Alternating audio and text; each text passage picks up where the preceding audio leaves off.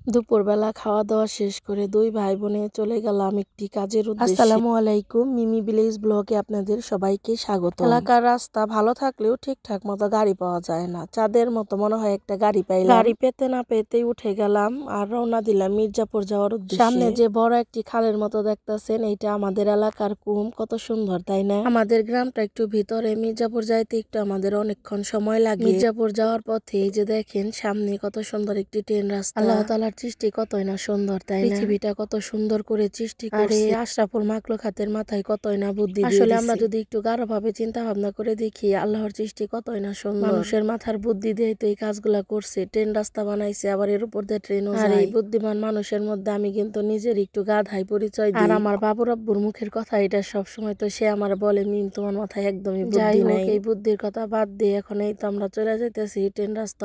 আমার বড় ভাই বিদেশ থেকে আসার পর আমি যে পরিমাণ ঘোরাঘুরি করলাম, মনে হয় না আমার জীবনে আমি এত ঘোরাঘুরি করছি কখনো। আর আমার ভাই যে জায়গায় যাইবো সবসময় বলবো আমার সাথে চল, তার সাথে যাইতেই। আপনাদের সাথে কথা বলতে বলতে দেখেন বিশ্ব রোডে চলে আসলাম। আজকে বিশ্ব রোডে একটু গাড়ি কমই দেখলাম, মনে হয় বিকেল বেলা এর জন্য গাড়ি একটু কম। আমাদের টাঙ্গাইলের রাস্তার এই যে মাঝখানে কি সুন্দর ফুল গাছ বইনা রাখছে, খুবই ভালো লাগে। এরপর চলে আসলাম প্রাণের শহর মির্জাপুর। আমার খুব পছন্দের একটি শহর মির্জাপুর, খুবই ভালো লাগে আমার কাছে মির্জাপুর শহর। কেনাকাটা করতেও খুব ভালো লাগে। আমরা 2 ভাই বোনে টুকটাক কিছু কেনাকাটা করে জন্য আমরা চলে যাইতেছি মসজিদ মার্কেটের দোতলায়। আসলে ছোটবেলা থেকে আমার তেমন কোনো জায়গায় ঘোরাঘুরি করা হয় নাই, আমি তেমন একটা জায়গায় বেড়াই নাই। এবার ভাই আসার পরে কিন্তু মোটামুটি আমার অনেক জায়গায় ঘোরা হয়েছে। আমি, আব্বা, মা, ছোট বোন নেহা, আমরা খুবই আসলে বেড়াইতে গেছি। সাদ বাবুর মুসলমানি হওয়ার কারণে তেমন কোনো জায়গায় যাইতে পারে না। আর আসলে আমার ছেলেটার খুব সবুর ছোটবেলা থেকে। যদি বলতাম সাদ তুমি এটা খাইতে পারবা না আর এই জায়গায় তুমি যাইতে পারবা না, ও তেমন কোনো ভাবে বাইনা করতো না। চলে আসলাম গজ কাপড়ের দোকানে। আসলে গজ কাপড় পরতে আমার কাছে খুব ভালো লাগে। আমরা বাড়িতে সবসময় গজ কাপড়ের জামা কাপড়ই পরে থাকি। আসলে টুকটাক কেনাকাটা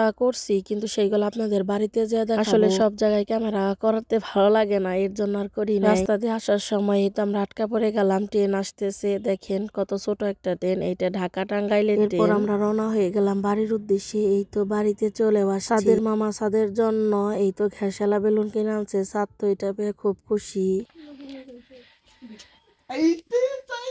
আমি 5 ফেরত দিয়ে হয়ে গেলি। আমি গানছি দা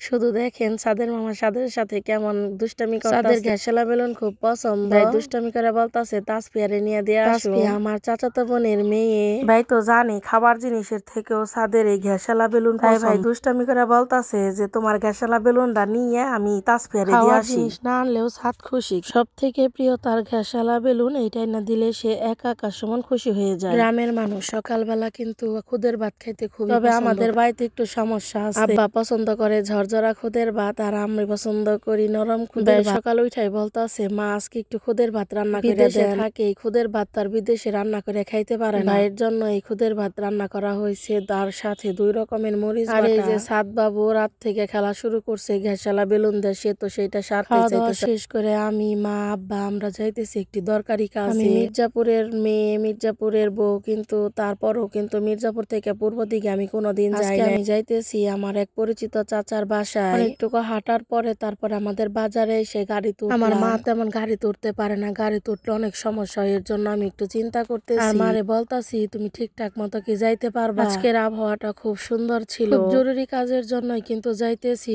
আসলে ছেলেটাকে বাড়িতে রেখে আসছি মুসলমান, এর জন্য কিন্তু অনেক চিন্তাও হইতেছিল। মানুষ তো তার দরকারি কাজের জন্যই বের হয়, আমিও কিন্তু খুব গুরুত্বপূর্ণ একটি দরকারের কাজে বের হই। মির্জাপুরে একটু দেরি করব কারণ আমার একটু কেনাকাটা আছে। এই তো 2 জোড়া জুতা কিনে নিলাম আমি জুতার দোকান থেকে, আবার একটা চশমাও কিনছি। তারপর আব্বা বলল চল যাই তাদের কিছু খাওয়াই। আব্বার তো তন্দুর রুটি খুব পছন্দ, পর আমাদের জন্য আবার অর্ডার বললাম। বাড়ির থেকে খুদের ভাত খেয়ে বেরিয়েছি, এখন আর খাইতে পারবো না। আব্বা বলল যে একটা একটা করে খা। তারপরে এই তো তন্দুর রুটি আমি খেয়ে নিতেছি। খাওয়া দাওয়া শেষ করে আমরা কিন্তু রওনা দিয়ে দিব চাচার বাসার উদ্দেশ্যে। এরপর বাসে উঠে গেলাম আমি আর আমার ছোট বোন নেহা। আমরা 2 জনে পিছনে বসছি, আব্বা মা 2 জনে ওই তো বাসের সামনের সিটে বসছে। আমারও গাড়িতে উঠতে খুব সমস্যা সমস্যা হয়, এর জন্য সচরাচর কিন্তু আমি বেশি বের হই না। আমার সবথেকে অটো আর রিকশায় উঠতে বেশি ভালো লাগে। আপনাদের কিসে উঠতে ভালো লাগে অবশ্যই কিন্তু কমেন্টে জানাবেন। মির্জাপুর থেকে পূর্ব দিকে তেমন আমার যাওয়া হয় নাই কোনোদিন। আমি শুধু শুনছি ঘুরায় হাটুভাঙ্গা অনেক বড় বড় মিল ফ্যাক্টরি আছে। আজকে নিজের চোখেই দেখলাম। আসলেও ছোটবেলা থেকে গ্রামেই বড় হয়েছি, আমার কাছে গ্রামই খুব ভালো লাগে। পাথরের এই দেয়ালের জীবনটা আমার কাছে আসলেও ভালো লাগে না। আমি তো এইদিকে তেমন আসি নাই, তেমন একটা চেনা জানা নাই। রাস্তার সাইনবোর্ড দেখে আবার দোকানের সাইনবোর্ড দেখে আমি জায়গাগুলা চিনতে পারতাছি। আমরা দুইজন স্বামী স্ত্রী, দুই দুনিয়ার মানুষ। বাবুর আব্বু দিন রাত 24 ঘন্টা গাড়িতে থাকতে পারে আর আমি থাকতে পারি না। আমার একটা বোনু আছে, নিশিদীপা বোনু, তার বাসা ঢাকাতে। বোনু তোমাকে সবসময় ঢাকা যাইতে বলে, কিন্তু আমি তো গাড়িতে উঠতে পারি না, এর জন্য আর যাইতে পারি না। আর একটা কথা, আমি কোনোদিন ঢাকা যাই নাই। এই কথা শোনার পরে আবার কেউ হাসবেন না। আসলে ঢাকার দিকে আমাদের তেমন কোনো আত্মীয় স্বজন নাই, এর জন্য আসলে যাওয়া হয় নাই। আর হ্যাঁ, আমি নতুন চ্যানেল খুলছি, আপনারা আমাকে সবাই একটু সাপোর্ট করবেন। আমার চ্যানেলটিকে সাবস্ক্রাইব করবেন এবং পাশে থাকা বেল আইকনটি ক্লিক করবেন সবার আগে নোটিফিকেশন। আর আমার ভিডিওগুলো কেমন লাগে আপনাদের কমেন্টে জানাবেন। আজকে শুধু রাস্তাঘাটের ভিডিও দিলাম, এর জন্য আপনারা আমার উপরে রাগ করেন। আসলে আমি এই জায়গাগুলাই কোনোদিন যাই নাই, এর জন্য আপনাদের সাথে একটু শেয়ার করলাম। বাবুর আব্বুর মুখে শুনছি কালিয়াকৈর নাকি একটা ওভারব্রিজ আছে অনেক বড়, এর জন্য আমি অপেক্ষা করতেছি কোন সময় কালিয়াকৈর সেই এত উঁচা ওভারব্রিজটা দেখব। আব্বার কাছে জিজ্ঞেস করলাম কালিয়াকৈর ওভারব্রিজ আমরা কখন যাব। আব্বা বললো কালিয়াকৈর সাইড আসছে, আমরা একটু পরে ওভারব্রিজ। আমি তেমন ভালো করে ভিডিও করতে পারি না, এইতে এখন আমরা ওভারব্রিজে উঠা যাইতেছি। আব্বার কাছে জিজ্ঞেস করলাম আর কতক্ষণ লাগবো আমাদের যাইতে। অবশেষে আমরা বাস থেকে নেমে গেলাম। মারে জিজ্ঞেস করতেছি তোমার তো কোনো অসুবিধা হয় নাই? মা বললো না, তেমন কোনো অসুবিধা হয় নাই আমার। সত্যি রাস্তায় কত ধরনের অসহায় মানুষকে দেখলাম, আল্লাহ আমাদের অনেক ভালোই রাখছে, আলহামদুলিল্লাহ আমরা অনেক ভালো আছি এর থেকে। এরপর আমরা রাস্তা পারাপারের জন্য ওভারব্রিজ উঠে গেলাম। আমার জীবনে আমি এমন ওভারব্রিজ দেখি নাই, এত কোনাকানি ওভারব্রিজ। মনে হইলো আমরা 5 তলা বিল্ডিং এর উপরে উঠতাছি। এই ওভারব্রিজের মধ্যে অনেক অসহায় মানুষ বসবাস করে, যাদেরকে দেখে আমার খুবই কষ্ট লাগে। আব্বা আগে আগে যাইতেছে আর আমরা পিছনে পিছনে যাইতেছি। জীবন অবশেষে চলে গেলাম আমার সেই চাচার বাসায়, সেখানে খাওয়া দাওয়া করে তাদের ছাদে একটু উঠলাম। আলহামদুলিল্লাহ আমাদের জন্য সে কিন্তু অনেক ভালো ভালো আয়োজন করছে, কিন্তু ভিডিও করতে একটু লজ্জা করলো, এর জন্য আর দেখাইতে পারলাম না। প্রয়োজনীয় কাজে গেছিলাম তাদের বাসায়, সেই কাজেও সফল হয়েছি, সেইটা সামনের ব্লগে আপনাদের আবার বাড়ির উদ্দেশ্যের জন্য রওনা দিয়ে দিলাম। বাসে উঠে গেলাম। বাসে ওঠার পরেও কিন্তু আমাদের অনেকক্ষণ জ্যামে আটকে থাকতে হয়েছিল। এটা তো শিল্প এলাকা, অনেক গার্মেন্টস ফ্যাক্টরি আছে, গার্মেন্ট ফ্যাক্টরি সন্ধ্যার সময় ছুটি হয়, এর জন্য সব লোকজন বের হইলো। আমি এই দৃশ্যটার কথা সবার মুখে মুখে শুনছি, কিন্তু বাস্তবে কোনোদিন দেখা হয় নাই, আজকে প্রথম দেখলাম। বলতে টিভি সিনেমার মতো মানুষের জীবনটি বিচিত্রময়। জীবন ধারণের জন্য কতই না কষ্ট করতে হয়, আত্মীয় স্বজন পরিবার সবাইকে রেখে চাকরি বাকরি করতে হয়। আস্তে আস্তে দেখলাম দুই সাইডে মাছ সবজি, রাতে অনেক বাজার বসছে।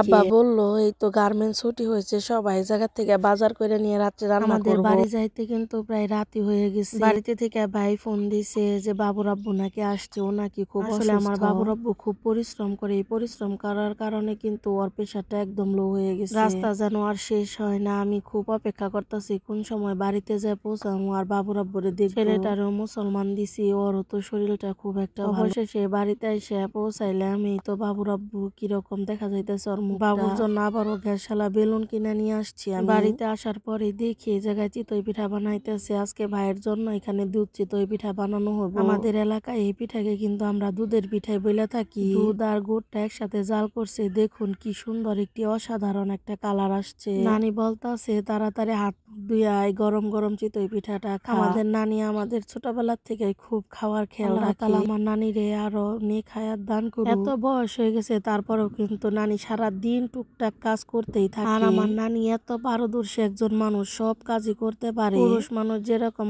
সব কাজ করতে পারে, ঠিক আমার নানিও কিন্তু এরকম সব কাজই করতে পারে। আমার বাবুর আব্বু সবসময় বলবো নানি আপনি চিতই পিঠা বানান, আপনি চিতই পিঠা বানাইলে খুব সুন্দর। আর আমাদের বাড়িতে চিতই পিঠা বানাইলে কিন্তু মাংস মরিচ ভর্তা এটা দিয়েও কিন্তু সবাই খুব সুন্দর খায়। শীতের দিনের মধ্যে আমার সব থেকে পছন্দের পিঠা এই দুধের পিঠা। পরিমাণ যে নরম আর মজা হয়েছিল পিঠাগুলো, সময় আবার মনে হইতেছে এখনই যদি পিঠাগুলা খাইতে পারতাম। কতগুলা পিঠা বানাইছে আর দুধের মধ্যে ডুবাইছে, আর এইখানে একটু বেশি হয়েছে চিতই পিঠা। পরে আবারও দুধ দিয়ে যে বাসায় গেছিলাম ওই বাসায় পোলাও মাংস খাইছি। বাড়িতে আসার পরেও দেখি পোলাও মাংস, পোলাও মাংস দেখে আমি আবারও খাইতে বসে পড়লাম। এখানে মাংস দিয়ে পোলাও দিয়ে মিশিয়ে আমি খাইতেছি। 2 দিন মির্জাপুর গেলাম, কি কি কিনলাম আপনাদের একটু দেখাই। খুব বেশি একটা কিছু কিনি নাই, অনেকে আবার বলতে পারেন যে কি কিনছে, এগুলো আবার দেখানোর জিনিস।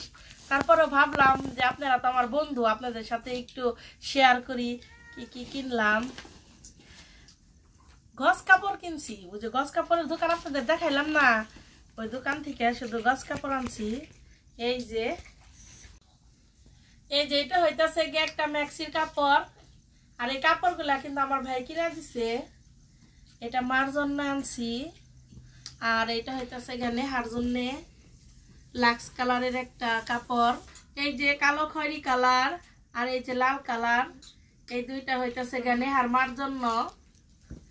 এই যে লাল কালার যে সালোয়ারের কাপড় দেখাইলাম, ওইটার সাথে এই যে বাটিকের গস কাপড় আনছি, এটাও নেহার মার জন্য। এই কাপড়টা দেখেন তো কেমন লাগে আপনাদের কাছে, আমার কাছে কিন্তু খুবই ভালো লাগছে, এর জন্য আনছি। আর এই যে টিয়া কালারের সালোয়ারের কাপড়, এটাও মার জন্য। আর এই যে আমার জন্য গোলাপি কালার, 2 পিস বানাবো তো আমি এটা দিয়ে, এর জন্য এই যে কামিজের কাপড় এরকম আনছি, সালোয়ারের কাপড় এরকম আনছি।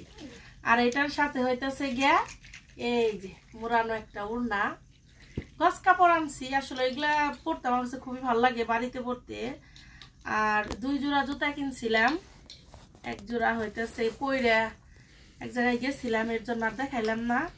আর সিম্পলের মধ্যে এই যে স্লিপার জুতাগুলা কিনছি, খুব কম দামে কিন্তু পরে খুব আরাম লাগে জুতাগুলো, এর জন্য সবসময় আমি ব্যবহার করি।